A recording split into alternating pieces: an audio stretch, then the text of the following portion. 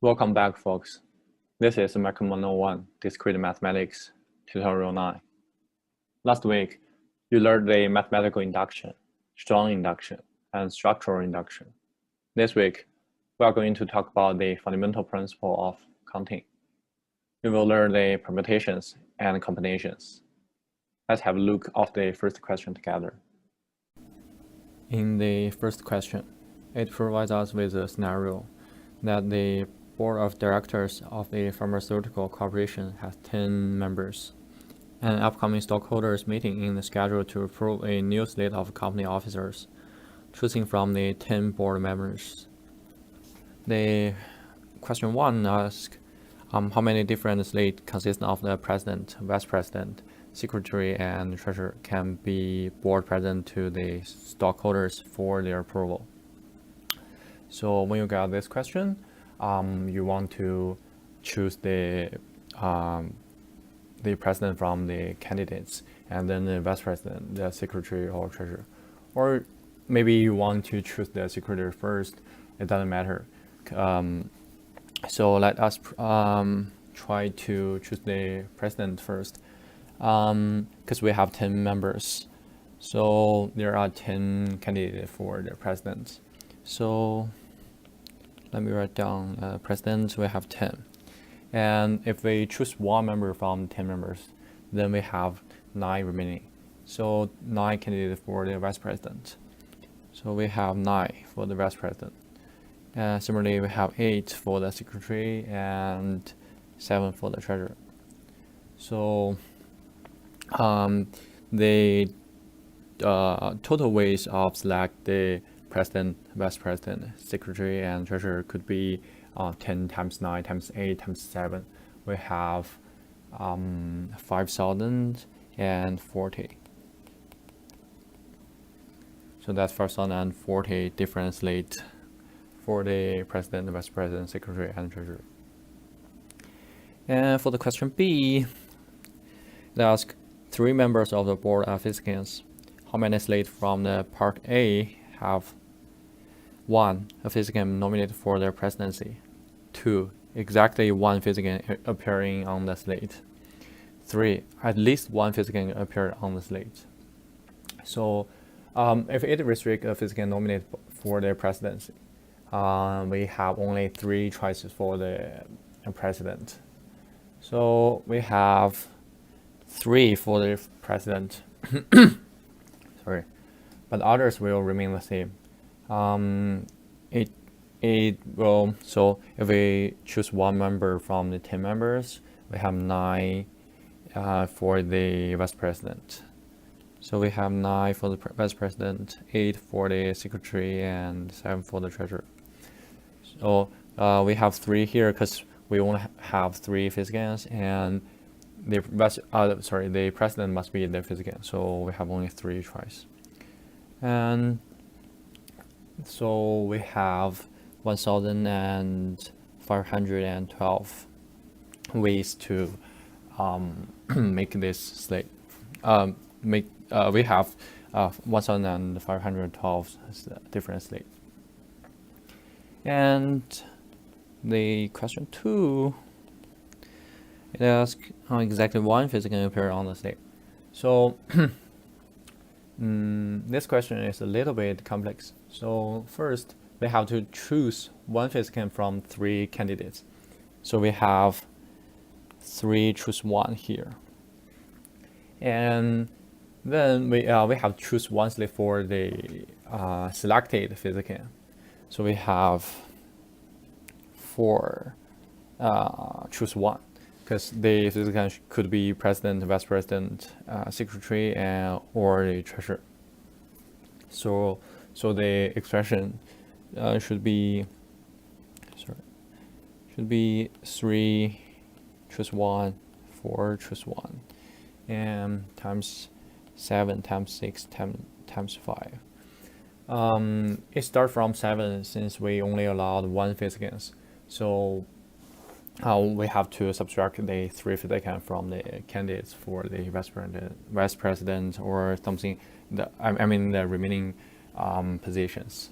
So from this equation, we have 2,520 different ways. The question 3 is at least one physics can appear on the slate. So in this question, we have to include at least one physics. So we can subtract the possible slates such that no physics is selected from all possibles. If no physics is selected, we have 7 times 6 times 5 times 4 is 840. And we have all possible slates in A is 5040.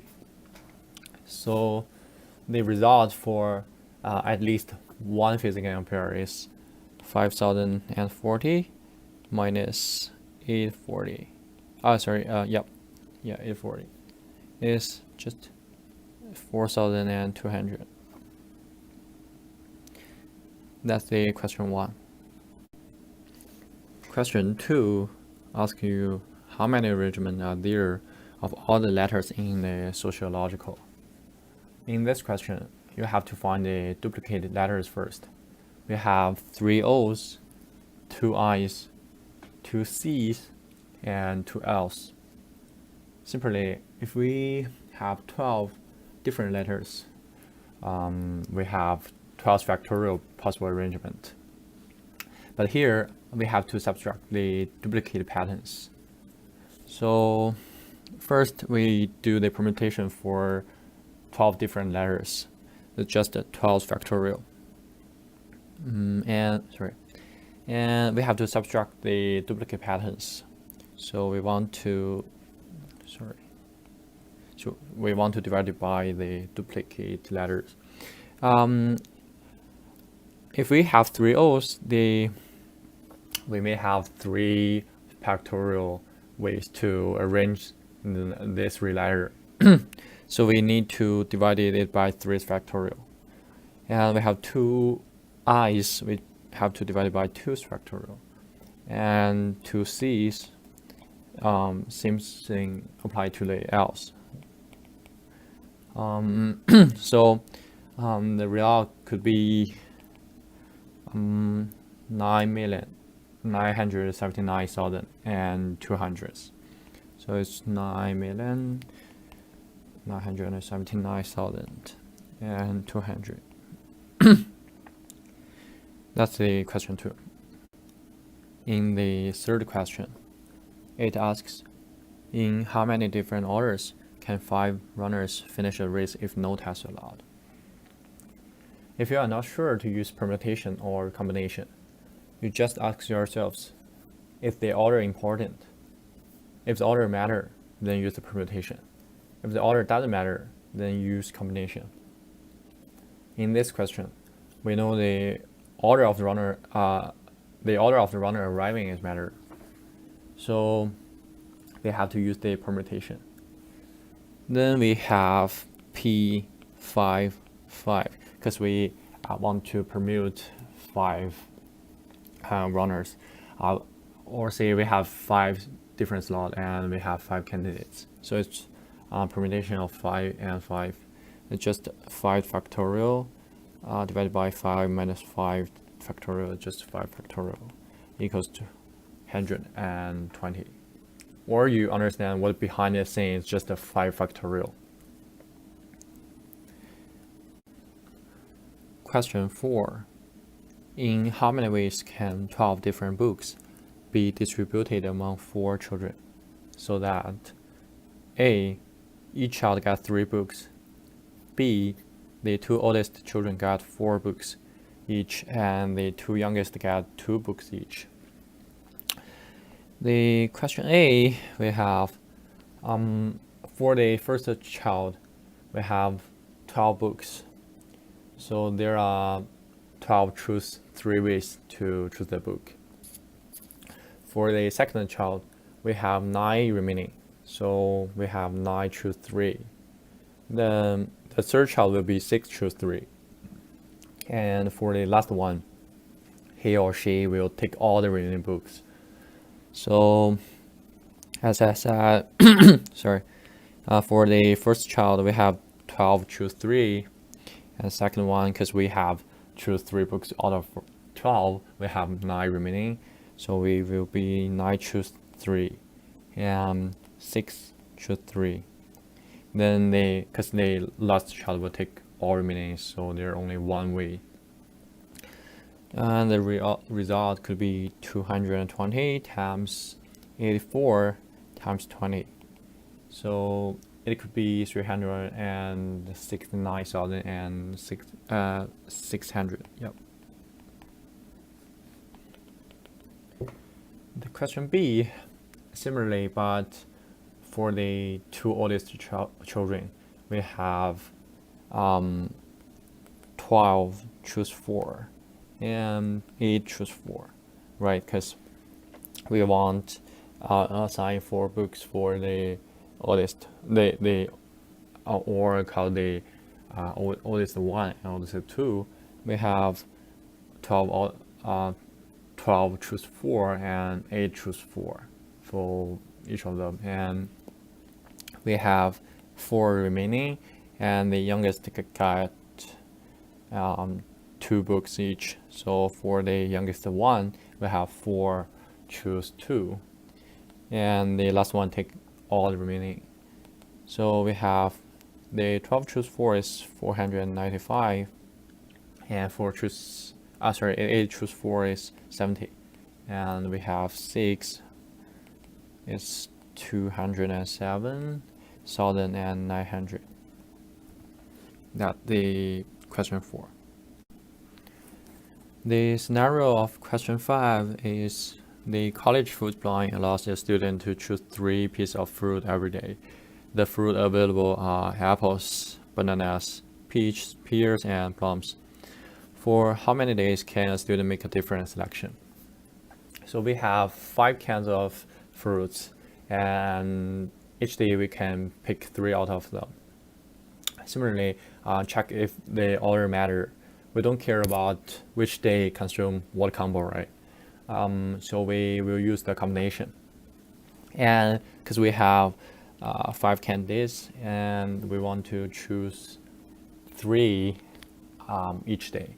So we have 5 choose 3 is equal to 5 factorial times 3 factorial and 5 minus 3 factorial. And we have 10 different combos. That means if we choose 3 out of 5, then we got 10 different ways to make this combination or make the selection. That means we can, so that means a student make a different selection for each 10 days. That's the answer for the question 5.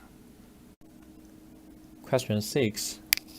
In how many ways can 5 identical candy bars be distributed among 5 children, with the restriction that the youngest get only 1 or 2? This question is a little bit difficult. You have to understand what behind this thing. Before that, I would like to show you a classic question. So let's have a look at this question. Suppose we have 5 identical objects. We want to put them in 3 distinct bins. So what do we have here? Just 5 identical objects. And we want to put them in 3 bins, which means we need 2 dividers. If we insert 1 divider here and 1 divider here, we have the 1 object in the first bin, the 2 in 2, and 2 in 3, right? But we also have some possibility that the first and the third has nothing, right? Or maybe the second has nothing. It's possible, right? So what actually we do here is we assume we have 7 different spots. and we want to put 2 dividers into the spot. Then you can see we have 1 in the first bins, 2 in the second bin, and 3 in the third bin. Or if we put the divider here, you know the third bin has nothing. This question is similar to the example 1.3.4 in textbook. We know that for m identical objects distributed to n distinct containers, we have m plus n minus 1 choose n with repetition.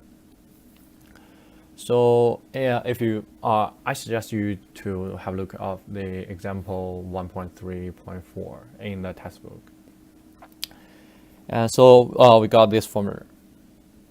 Right, let's go back to the question 6. In this question, we have a OR here, which means we have to split it into 2 conditions, and we sum up the possibilities. So the first scenario, we have the youngest get only 1. If the youngest get only 1, we can consider that the it as distribute 14 identical bars to 4 distinct children. So by the formula from the textbook, we have m plus n minus 1 choose n, which means we have 14 because we distribute 1 bar to the youngest children. Plus 4 minus 1 choose 14. Right? It's same as 17 choose 14 and 8 16. Or you can maybe you can think this in another way, like by the symmetric property, 17 choose 14 is just a 17 choose 3.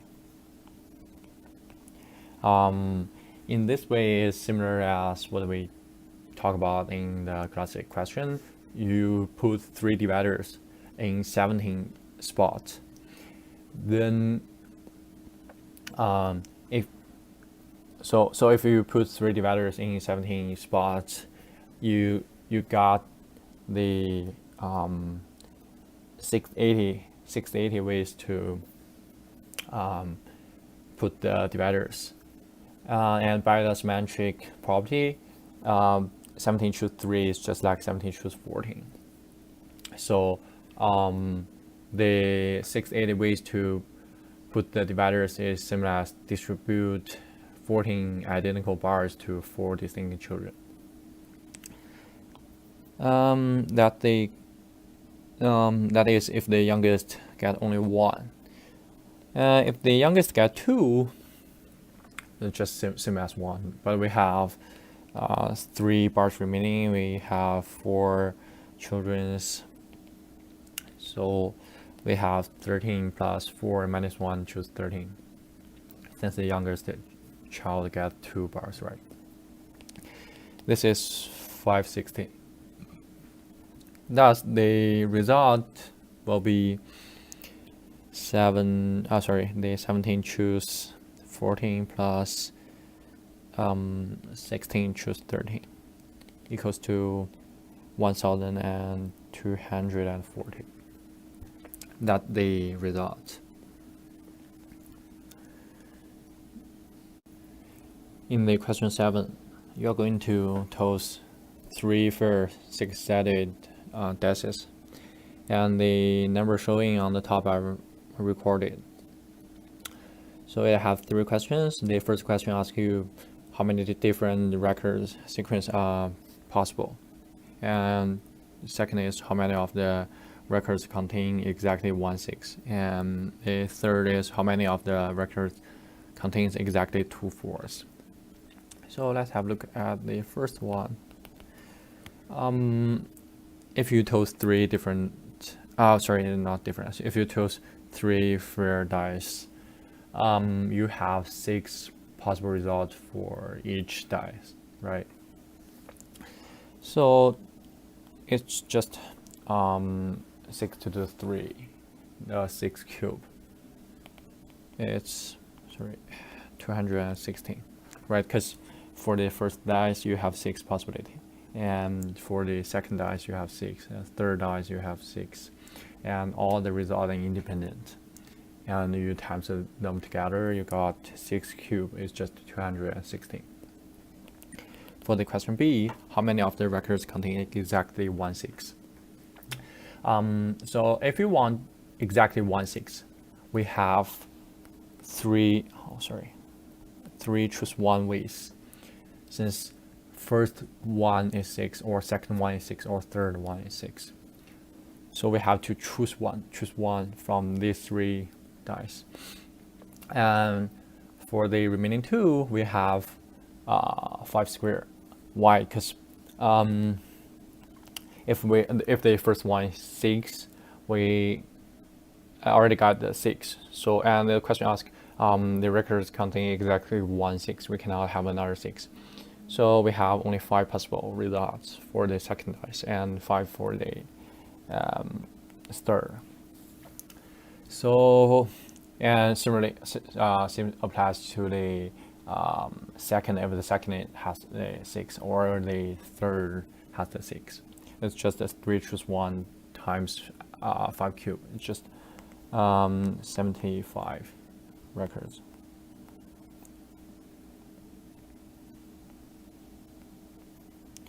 And the question C, it asks how many of the records contain exactly 2 4s. So similarly, there are 3 ways to toast exactly 2 4s. Why? Because you can have the first and second, the first third, and the second and third. So you have 3 ways to toast exactly 2 4s. If we have exactly 2 4s for the dices, we will have 5 possible outcome for the last one. So we have 3 times 5 equals to 15 records, right? That's the question 7.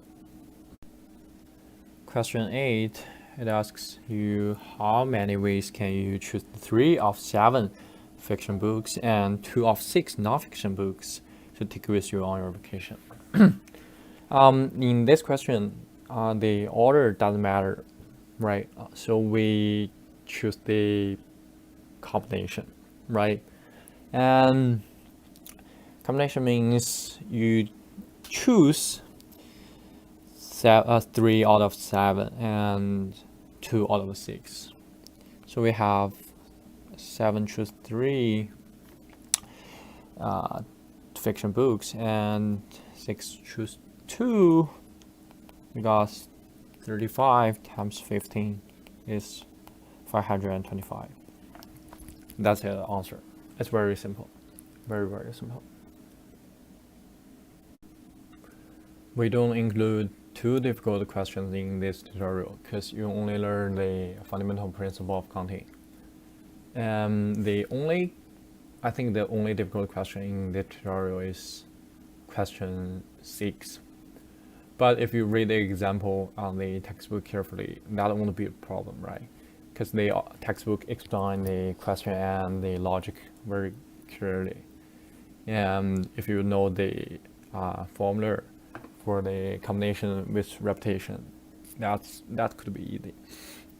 And I'm not sure if you have time to include some complex or difficult theorem or logic of the counting in this course this term. But if you want to learn something behind the scene, like the multinomial, the question 6 is just the multinomial, and the combination, you have learned a binomial theorem or something. Maybe you will learn this in the statistics course.